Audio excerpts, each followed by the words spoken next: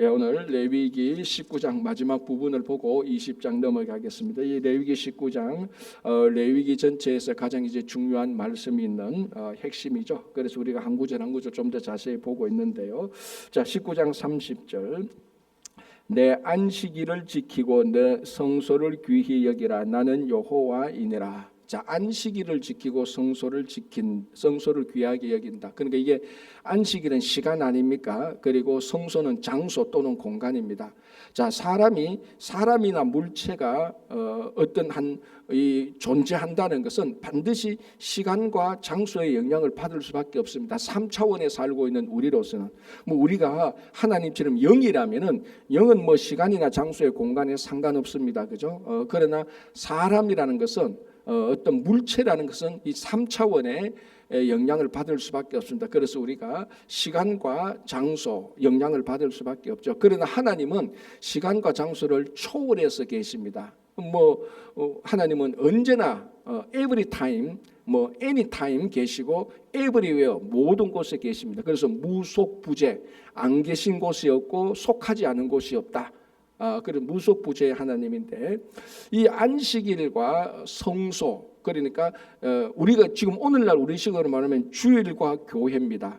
이것을 귀하게 지키라는 겁니다. 그럼 이제 이렇게 질문을 할 수 있지 않습니까? 하나님은 언제나 어디에나 계시는데 우리가 꼭 이렇게 시간과 장소를 정해야 될 필요가 있느냐?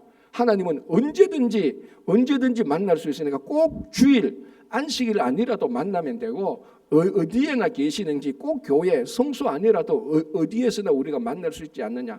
이게 이론적으로는 전혀 틀리지 않습니다. 그러나 사람이라는 것은 사람은 한계적인 존재입니다. 제한되어 있습니다. 우리는 시간에 제한되어 있고 시간에 제한되어 있습니다. 시간과 공간에 우리는 다 매여 있죠. 사람이 이 시간과 장소를 초월해서 살고 있는 사람이 됐으면 그건 사람이 아니죠. 그래서 우리 입장에서, 사람의 입장에서 영원하신 하나님을 만나기 위하여서는 시간과 장소가 제한돼야, 우리는 그 속에서만 살고 있으니까, 우리는 이 공간에서만 있으니까 이 공간에서 하나님을 만나는 겁니다. 이 시간에서만 하나님을 만나는 겁니다. 하나님은 지금 우리와 이 공간에서 만나고 있어도 하나님은 이 공간 밖에 다 계시는 겁니다. 그럼에도 불구하고 우리는 이 시간, 이 장소에서만 하나님을 만나는 거죠. 쉽게 말해서 이거하고 똑같습니다. 바닷물이 많아도 저 바닷물이 내 물이 되기 위해서는 그릇을 가지고 가야 바닷물을 떠야 그 그릇에 담긴 물이어야 내 물이 되는 겁니다. 나의 물이 되는 것이죠. 그죠? 바닷물이 많다고 해서 언제든지 우리가 그 바닷물을 가서 내가 먹을 수 있고 내가 사용할 수 있다 하더라도 그것을 가져올 때는 그 바닷물을 담을 수 있는 용기가 있어야 되는 겁니다. 그릇이 있어야 되는 거죠. 하나님은 무한합니다. 그럼에도 불구하고 그 하나님이 나의 것이 되기 위해서는, 하나님을 나의 것으로 하기 위해서는 한계적인 우리가 그것을 어떤 그릇으로 담아야 되는 겁니다. 그것이 바로 안식일과 성소입니다. 그러니까 만약에 이 안식일과 이 성소라는 그릇이 더러우면 어떻게 하겠습니까? 그 안에 담기는 내용물이 다 더러워지는 것 아닙니까? 그거하고 마찬가지로 우리가 주일과 교회라는 것을, 이 주일과 교회라는 이 그릇으로 하나님을 담는 겁니다. 그래서 하나님을 만나는 겁니다. 그런데 주일과 성소를 더럽혔다. 그러면은 우리가 하나님을 담는 이 용기가 더러우니까 하나님은 더럽지 않은데 우리가 더럽게 되는 거하고 마찬가지입니다. 그래서 이제 보통 요즘은 그래도 좀 약간 이 이슈가 좀 약간 그렇게 활발적이지 않지만 흔히 말하는 가난한 교인들. 그래서 이 가난한 교인들, 예수는 믿지만 교회 안 나가는 그 교인들 말이지 않습니까? 이제 그런 교인들이 제가 방금 말했는지 이런 것을 주장하지 않습니까? 교회 가봤자 맨날 자기 마음에도 안 들고 그 갈등 있고 마찰이 있고 교회 가도 이런 거 저런 거 불편하니까 그래도 예수를 믿으니까 나는 그냥 그 집에서 예배 드릴래. 그리고 꼭 주일을 해야 되는, 하나님은 월요일 날도 계시고 수요일 날도 다 계시니까, 그러니까 이런 그 논리적으로는 하나님은 언제나 다 계시고 하나님은 어디에나 계시죠. 자기 말로는 언제나 어디에서나 만날 수 있다고 그렇게 주장하지만 사람이라는 것이 시간과 장소에 제한되기 때문에 그것을 딱 정해놓고 그 시간에 그 장소에서 하나님을 섬길 때 우리가 하나님을 더 잘 만날 수 있는 것입니다.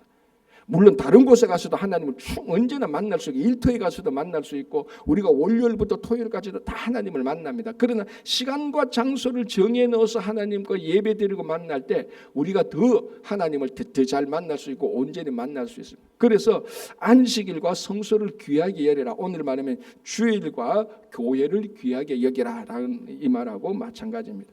자, 31절 너희는 신접한 자와 박수를 믿지 말며 그들을 추종하여 스스로 더럽히지 말라. 자, 신접한 자와 박수, 이 사람들은 공통점이 뭔가 하면 죽은 영혼을 자꾸 이제 접촉하게 하는 매개자가 되는 겁니다. 그래서 가장 대표적으로 사울이 사무엘을 만나기를 원했지 않습니까? 사울이 죽은 사무엘을 왜냐하면 사무엘이 죽고 난 다음에 사울이 막 정치하니까 안 되지 않습니까? 그래서 그 영매를 찾아가서 무당을 찾아가서 사무엘의 혼을 불러내려는 이런 시도를 했지 않습니까? 그거하고 마찬가지로 이 가나안 땅에는 그런 죽은 영혼을 불러내어서 점을 치려고 하는, 자기의 소원을 말려고 하는, 자기의 소원을 말하려고 하는 그런 가증한 풍습들이 있었습니다. 뭐 이런 것들은 오늘날도 마찬가지지 않습니까? 뭐 전 세계 공통적으로 아프리카나 중남미나 아시아나 항상 이런 무당들이 있었습니다. 영매라고 말을 하죠. 죽은 영혼을 만나게 해서 자기의 소원을 풀려고 하는. 자, 그러나 하나님은 살아계시는 하나님입니다. 죽은 존재를 만나는 것이 아니고 살아계신 하나님 을 만나서 우리가 그 하나님과 만나서 인격적인 교류를 하게 되는 것인데, 그런 살아있는 하나님 대신에 죽은 자를 만나서 자기 소원을 빌게 되는 이런 이방인의 가증한 풍습을 행하지 말라. 그것이 거룩한 것이 아니고 거룩하신 하나님을 섬기는 것이 아니다라는 것입니다. 자, 32절 보시기 바랍니다. 너는 샘버리 앞에서 일어서고 노인의 얼굴을 공경하며 내 하나님을 경외하라. 자, 우리나라도 부모 공경이 있지 않습니까? 이제 우리 부모는 이제 유교적인 전통이죠. 어른들을 공경하는 거, 부모를 공경하는 거, 이거 다 유교적인 전통인데 결론은 같습니다. 결론은 부모를 공경하고 어른을 공경하는 것인데요. 성경에서 부모를 공경하고 어른을 공경하라는 것은 유교적인 전통이 아니고 이거 하나님을 섬기는 것하고 같은 것입니다. 자, 우리가 앞에서 19장 앞에서 이미 봤습니다. 부모를 경외하라는 말. 이 경외하라는 하는 말은 보통 하나님을 경외하라는 말이 쓰인다고 그랬습니다. 그러니까 하나님을 경외하듯이 부모를 경외하라는 것입니다. 왜? 그 가정에서 하나님을 대신할 수 있는, 그 가정에서 하나님을 대신할 수 있는 존재가 부모입니다. 그래서 이 부모를 통하여서 하나님의 말씀이 전해지고, 부모를 통하여서 자녀들이 하나님의 말씀을 배우고, 부모를 통하여서 하나님의 말씀이 무엇인가를 알게 되는 겁니다. 그러니까 이 당시에는 맞아 교회라는 게 없었고 주일학교 성경 그 목사라는 직분도 없었고 말씀을 제대로 가르치는 이런 사람도 없고, 가장 중요한 것은 그 가정에서 부모를 통하여서 하나님이 계시는구나라는 것을 아는 그 존재가 바로 부모입니다. 그러니까 하나님을 대신하는, 굳이 말해 에이전시와 같은 거니까 그 부모를 공경할 수밖에 없죠. 자, 이것이 사회적으로 확대되면은 이 부모의 위치에 누가 있는가 하면 어른들이 있다는 겁니다. 나이 든 분이 있다는 겁니다. 그래서 어른들을 공경하는 겁니다. 자, 우리는 유교적인 정도에서 장유유서, 사회의 질서, 가정의 질서를 통해서 먼저 나오신 분들, 먼저 이 세상에 나오신 분, 그 질서를 통해서 어른들을 존중하지만, 이것도 참 귀중한 것이지만 이 성경에서 어른들을 존중하는 것은 바로 그 사람들에게 하나님의 지혜가 있고, 그 사람들이 우리들에게 그 젊은이나 어린 사람들에게 하나님의 말씀을 말해줄 수 있고 하나님의 말씀을 본을 보일 수 있기 때문에 어른을 존중하는 겁니다. 결론적으로는 어른을 공경하는 것이 같아 보이지만은 동기가 다른 것이죠. 우리가 동기는 질서, 가정과 사회의 질서적인 차원에서 어른을 공경하지만, 성경에서 어른을 공경하는 것은 그 사람들을 통하여서 먼저 난 사람들이 하나님의 말씀을 먼저 겪고 하나님의 말씀을 먼저 경험했으니까 그 사람 통해서 말씀을 배울 수 있으니까 바로 그 속에서 하나님을 보는 겁니다. 그래서 이 어른들을 공경하고 부모를 경외하는 것입니다. 자, 그럼 이거를 뒤집어 보면은 우리가 부모 입장이고 어른들의 입장이면 우리는 어떻게 해야 됩니까? 우리 젊은이와 자녀들에게는 우리를 통해서 말씀이 흘러가야 되는 겁니다. 우리를 통해서 하나님의 말씀이 전해져야 되고, 우리의 입술을 통해서 말씀이 전해져야 되고, 우리의 삶을 통해서 말씀이 보여져야 되는 것입니다. 그래야 존중을 받는 겁니다. 이제 가끔 이제 어른들이라고 나는 무조건 어른들이니까 존중받아야 돼. 정확히 말하면 성경은 그렇지 않습니다. 그러면 뭐 나쁜 일 다 하고 자기가 하나님 말씀을 저주하고 자기가 자기에게도 부모가 있는데 그 부모를 저주하는 그런 어른들을 존중하나? 그렇지 않다는 겁니다. 그런 사람은 하나님에 의해서 징계받아야 될 나이든 사람이죠. 어른이 아니고. 그죠? 우리 한국말로 어른과 나이든 사람은 다르지 않습니까?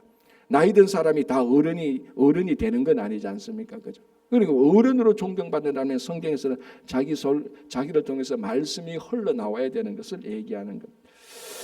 자, 33절, 34절은 거류민, 즉 더 쉽게 말하면 나그네를 잘 대우하라, 잘 대접하라는 것입니다. 이 근본은 또 이거죠. 이스라엘 백성들이 애굽에서 나그네 되었습니다. 400년 동안 종살이하면서 그게 넓은 의미에서 보면 나그네였습니다. 그래서 그 나그네를 잘 대접하라. 너희들도 애굽 땅에서 거류민이 되었다라고 말하는. 그러니까 어떤 한 본토에서 거류민 또는 나그네는 항상 소외된 사람입니다. 무슨 일을 결정할 때, 어떤 일을 주관할 때 그 나그네들은 너희들은 옆에 좀 있어, 너희들은 옆에 빠져. 말하려고 하면 네가 무슨 말을 해, 기다려. 우리들이 결정하면 너희들은 따라와. 이런 이제 입장에서 소외된 사람이 나그네죠, 그죠? 그러나 이 성경은 그 나그네를 압박하거나 그 나그네를 핍박하지 말라라고 얘기를 하고 본토인과 같이 취급하라는 겁니다. 자, 이것이 이제 이스라엘 백성들이 애굽에서 나그네 400년 동안 나그네했기 때문이고, 이 말씀을 가만히 보면 사실 우리가 미국에 살고 있는 이민자로서 미국 사람들이 볼 때는 또 나그네 보듯이 보는 겁니다. 그렇죠? 그래서 이 성경을 보면은 우리 이민자와 같은 이런 사람들에 대한 사랑과 배려가 충분히 있는 것입니다. 마찬가지로 우리가 또한 우리가 속한 어느 공동체에서 나그네와 같이 소외된 사람들이 없도록 그 사람들에게 우선적인 관심과 배려를 해야 되는 것입니다. 이게 이제 진짜로 성숙한 공동체죠. 이걸 우리가 교회로 따지거나 구역이나 뭐 성교회로 따지거나 이렇게 보면은 우리 가운데서 혹시나 소외된 사람이 있을까? 우리가 관심을 주지 못해서 우리의 배려가 부족해서 소외된 사람이 있을까? 그걸 늘 살피는 것이 바로 이 나그네를 학대하지 말고 그네들에게 관심을 주는 것하고 마찬가지입니다. 이것이 이제 성숙한 한 사람이고 성숙한 이 공동체의 모습입니다. 그렇죠? 자, 이제 19장의 결론이 35절 36절에 나옵니다. 19장은 이제 레위기 전체의 주제인 거룩이 나와 있는 것이고, 이 19장의 주제인 거룩의 결론이 35절 36절인데요. 35절에 이렇게 되어 있습니다. 너희는 재판할 때 법정이죠. 그리고 길이나 무게나 양을 잴 때 불의를 행하지 말고 공평한 저울과 공평한 추와 공평한 에바와 공평한 흰을 사용하라. 자, 추와 무게를 사용하는 것은 비즈니스 용어입니다. 물건을 달아주고 이 무게에 합당한 물건을 주고 이 물건에 합당한 이제 대가를 받는 것이죠. 그게 우리말로 하면 비즈니스, 그러니까 이제 시장에서 일어나는 것 아닙니까? 자, 그러면 오늘 이 35장 36절은 어디에서 공평을 말하는가 하면 두 군데의 공평을 말합니다. 재판할 때 그리고 비즈니스 할 때 공평하게 하라는 겁니다. 가만히 보면 우리 사회에서 가장 이 공평을 추구해야 되는 장소가 바로 이 두 군데입니다. 법적으로 공평해야 되고 법적으로 공평해야 되고 재정적으로 공평해야 되는. 그러니까 가만히 보면은 이 거룩의 결론이 우리 일상 속에서 뗄래야 뗄 수 없는 장소 아닙니까? 법과 비즈니스. 오늘날 보면 이게 지금 3,500년 전 이야기인데 오히려 오늘날 우리들에게 더 설득력 있게, 더 자세하게, 더 무게감 있게 다가오는 것입니다. 진짜 거룩이 무엇이냐? 법정과 비즈니스에서 공평하게 하라. 왜? 가만히 보면 여기서 가장 불공평한 것이 많이 일어나는 겁니다. 법 그리고 비즈니스. 여기는 인간의 존재와 인간의 생존과 인간의 이익이 다 걸려 있기 때문에, 그래서 죄악된 인간의 본성이 가장 불공평한 영역을 만드는 지역이 바로 법과 비즈니스입니다. 여기에서 공평하게 된다. 이것이 진짜로 우리 삶의 현실 속에서 일어나는 거룩함이라는 것입니다. 그러니까 우리 19장을 보면은 계속해서 볼 때 우리가 보고 있듯이 하나님 앞에서 거룩이라는 것은요, 일상 속에서 올바르게 살아가는 것하고 똑같은 의미입니다. 그래서 진짜로 우리가 예수를 믿고 여호와 하나님을 제대로 섬기면은 그 사회가 변화될 수밖에 없습니다. 왜냐하면 그 사회의 구성원이 변화되니까요. 그래서 이 인격적인 하나님을 진짜로 만난다는 것은 곧 그 개인과 그 사회가 진짜로 변화된다는 것하고 똑같습니다. 그런데 왜 예수 믿는 사람이 많아도 그 사회가, 그 공동체가 변화되는 것이 부족하냐? 이유는 딱 하나입니다. 그 공동체의 구성은 예수를 믿는 한 사람 한 사람이 온전한 하나님을 인격적으로 덜 만났기 때문에 그렇습니다.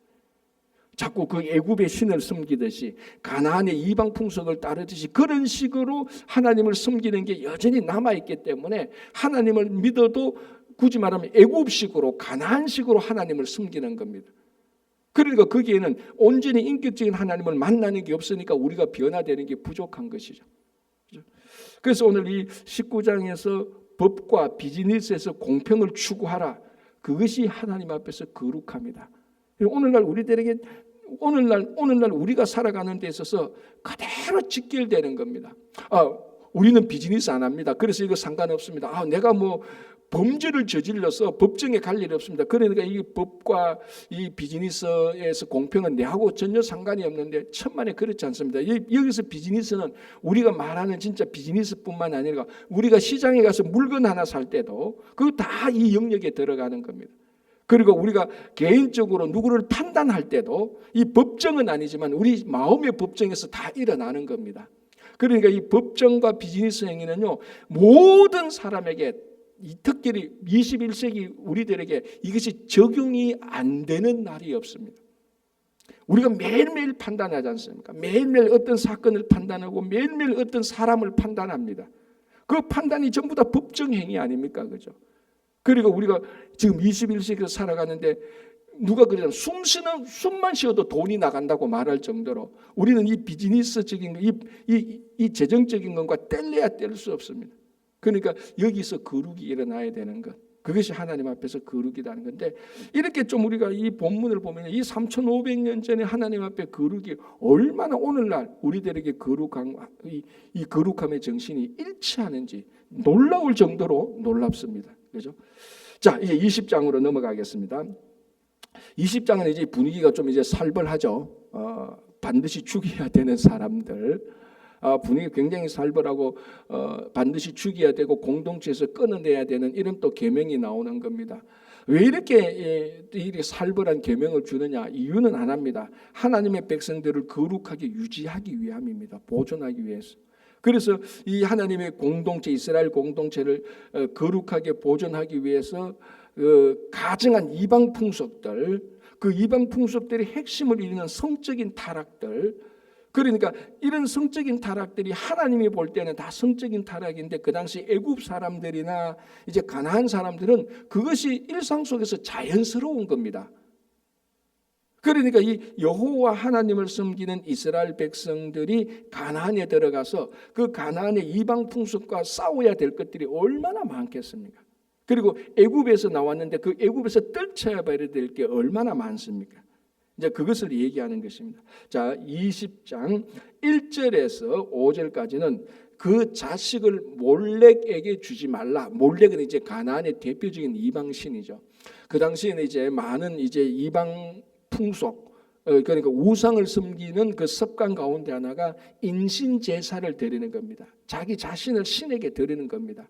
이제 이 신에게 드린다는 게 특별히 이제 두 가지로 드리죠. 하나는 진짜로 번제를 드리듯이 제사를 드리는 방식도 있고, 하나는 자기 자식을 이방 사원, 이방 신전에 창기와 같이로 보내는 이런 경우도 있습니다. 어쨌든 자기 자식을 몰렉 신에게, 가나안의 이방 신에게 헌신해서는 안 된다. 그 신을 섬기도록 해서는 안 된다라는 것입니다. 당연히 자식을 죽여서는 안 된다는 것도 하고 마찬가지고, 우상을 섬겨서도 안 된다는 거하고 마찬가지죠. 자, 그런데 여기 5절을 한번 보시기 바랍니다. 이렇게 되어 있습니다. 내가 그 사람과 그의 권속에게 진노하여 그와 그를 본받아 몰렉을 음란하게 섬기는 모든 사람을 그들의 백성 중에서 끊으리라.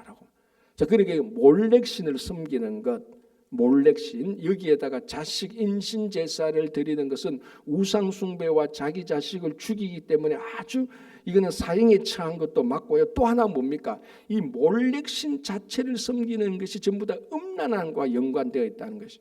근데 오늘날 우리가 교회에 와서 예배드리고 성경 말씀을 배워가는 우리의 오늘날 신앙생활과 3,500년 전에 가나안에 있었던 이방 풍속의 이방 우상을 섬기는 그들의 습성을 보면은 놀랍도록 차이가 나는 겁니다. 그러니까 그 당시에 우상 숭배하는 것은 제가 몇 번이나 말씀했지만 이 레위기에서도 계속해서 반복하고 있지만 이게 전부 다 음란 행위와 다 연관이 되어가 있습니다. 그래서 오늘 또 보면 5절에 보면은 그를 본받아 몰렉을 섬기는 것이 아니고 음란하게 섬기는이라고 말을 하고 있습니다. 그래서 역사적으로 한 공동체, 사회나 국가가 타락하기 전에 반드시 일어나는 현상이 성적 타락과 부패라 그랬습니다. 그렇죠? 자, 이거 이제 이런 몰렉신을 음란하게 섬기거나 그 신에게 자식을 주는 자는 사형에 처한다. 백성에서 끊어서 죽는다라는 겁니다. 자, 또 하나 있는데요. 6절. 접신한 자와 박수무당을 음란하게 따르는 자는. 자, 이게 지금 계속해서 반복됩니다. 벌써 한 서너 번 반복됩니다. 19장만 해도. 그죠? 그러니까 죽은 자, 초혼을 불러내는 자, 이런 신을 음란하게. 그러니까 이 신 자체 죽은 영혼을 불러내서 죽은 자와 접촉하는 이것 자체만 해도 사형에 처한 것은 물론이고 또 이런 무당을 이런 영매를 따르는 행위에 또 음란하리라고 되어 있습니다.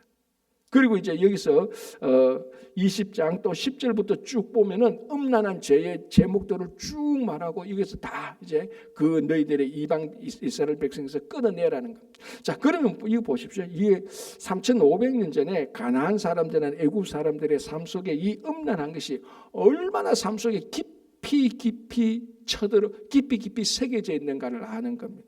이스라엘 백성, 그래서 하나님께서 애굽에서 구별하여서 애굽에서 이스라엘 백성들을 인도에서 광야에서 잘 훈련시켜서 가나안에 구별된 백성으로 들어가게 하는 겁니다. 그래서 가나안 백성을 이스라엘 백성들처럼 만들려고 하는 것이죠. 그런데 이제 시간이 갈수록 오히려 이스라엘 백성들이 가나안 백성처럼 동화되는 이것이 출애굽, 광야 그리고 가나안에서 생활의 가장 중요한 하나님의 관심 중에 하나입니다. 그 애굽 사람들, 가나안 사람들과 다르게 살아가는 이스라엘 백성들, 하나님의 백성을 하나님께서 세우고 싶었던 것입니다. 그렇죠? 자, 그래서 6절에 접신한 자와 박수무당을 음란하게 따르는 자에게는 내가 진노하여 그를 그의 백성 중에서 끊어내겠다. 자, 7절, 8절 다시 또 레위기의 주제가 나옵니다. 너희는 스스로 깨끗하게 여겨 거룩할지어다. 나는 너희의 하나님 여호와이니라. 너희는 내 규례를 지켜 너는 규례를 지켜 행하라. 나는 너희를 거룩하게 하는 여호와이니라. 자, 계속 지금 몰렉신에게 자신을 주는 아들을 주는 것, 자식을 주는 것, 접신한 자와 박수무당을 따르면서 전부 다 음란한 행위를 하는 예식을 행하는 그들에게 하나님은 말합니다. 나는 여호와다. 어떤 하나님? 거룩한 하나님이다. 이 하나님의 규례를 지켜서 거룩함을 지켜라라고 얘기하는 겁니다.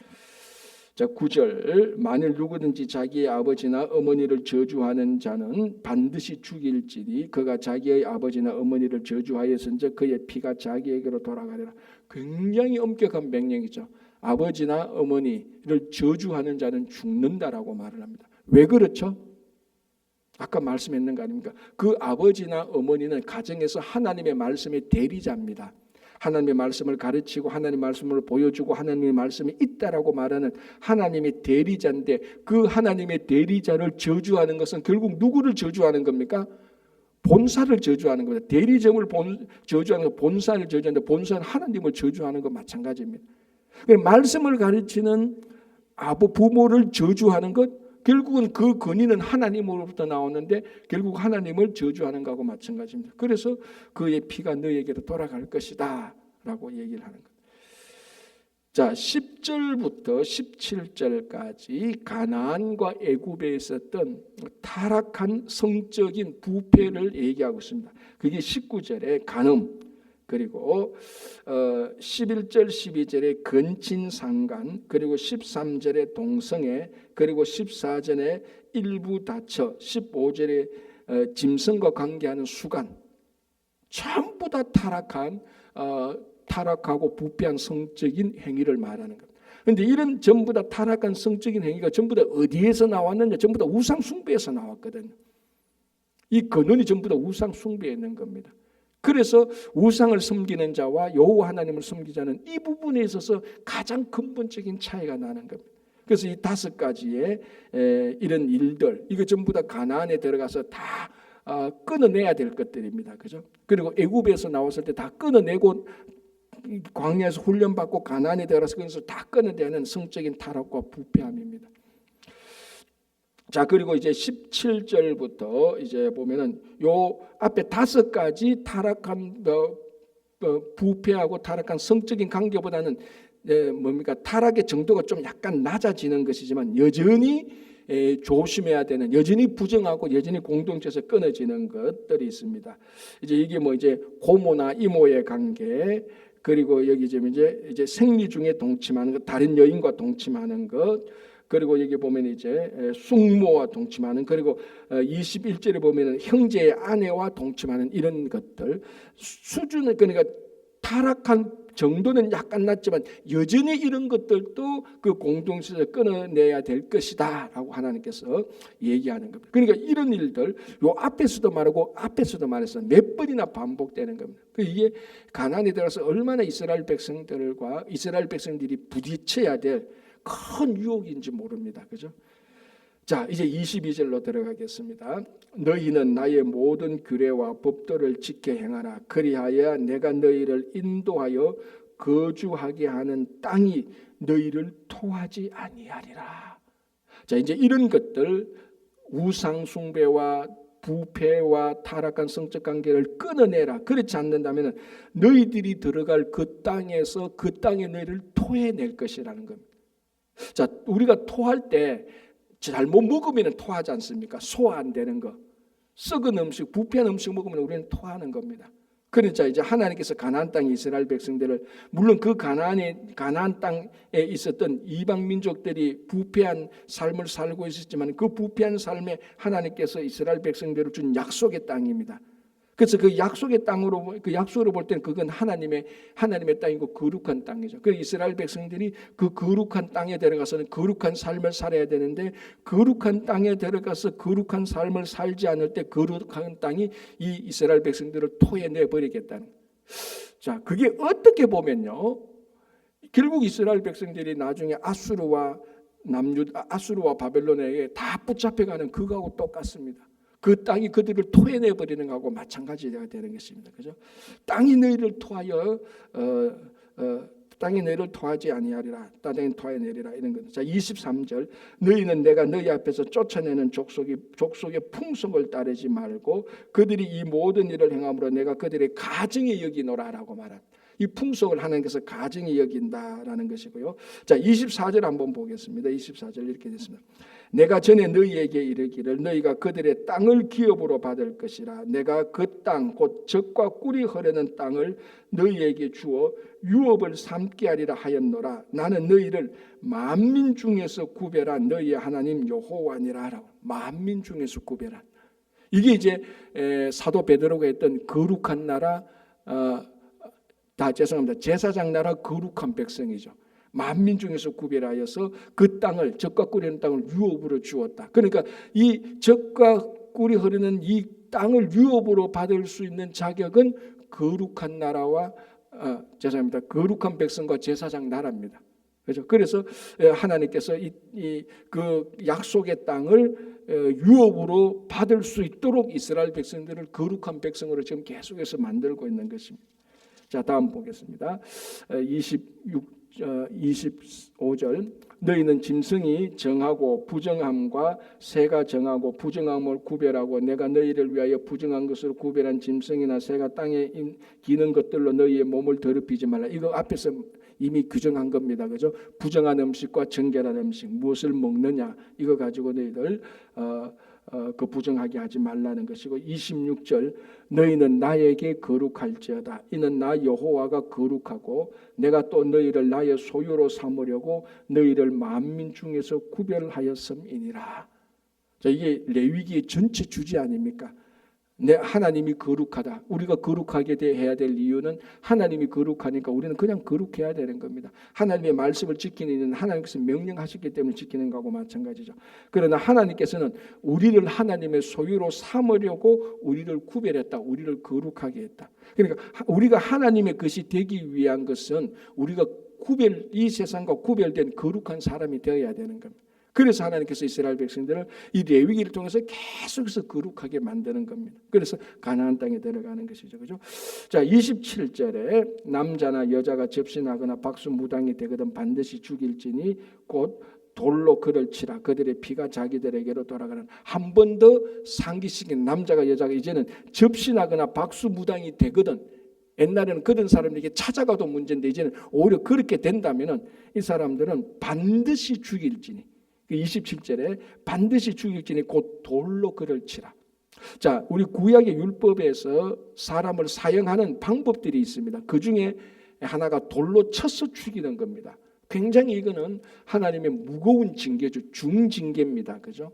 그래서 이 중징계로 해서 하나님께서 거룩함을 지키려고 하는 그런 모습을 볼 수 있습니다. 그래서 여러분 이 세상은 거룩에 대해서 관심 없습니다. 그죠? 세상은 어떻게 즐기며 살 것인지 자기 이익을 지키며 살 건지에 대해서 다 관심이 있습니다.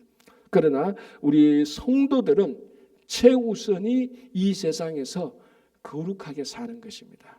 이게 매일매일 도전이 됩니다. 매일매일 우리가 거룩하게 사는 이 땅에서 거룩하게 사는 것이 말과 행실에 있어서 생각에 있어서 하루도 도전을 안 받는 날이 없습니다.